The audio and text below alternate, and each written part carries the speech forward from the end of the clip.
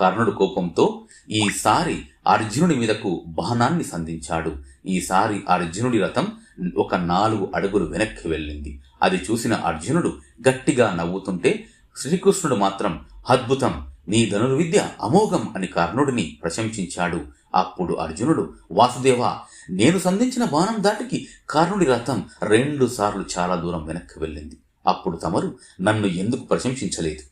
కర్ణుడి బాణం దాటికి నా రథం కేవలం 4 అడుగులు మాత్రమే వెనక్కి వెళ్ళింది. కాని తమరు కర్ణుడిని ఎందుకు ప్రశంసిస్తున్నారు అన్నాడు.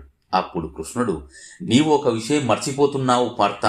కర్ణుడి రథాన్ని నడిపిస్తుంది కేవలం ఒక మనిషి మాత్రమే. కాని నీ రథంలో నేను ఉన్నాను, రథం పైన హనుమంతుడు ఉన్నాడు. అంటే సమస్త బ్రహ్మాండం నీ రథంలోనే ఉన్నది.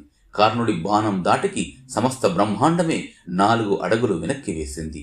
అప్పుడు అర్జునుడు ఆశ్చర్యపోయాడు. అపారమైన తేజోమూర్తి. ఎంత తేజోమూర్తి అంటే ఒకప్పుడు కర్ణుడిని తక్కువ చేసి అర్జునుడు మాట్లాడితే కృష్ణుడు ఇలా వేలు చూపించి చెప్పాడు, ఏమనుకుంటున్నావో, నీతో సమానుడు లేదా నీకన్నా అధికుడు కర్ణుడు నీకన్నా తక్కువ వాడు కాడు.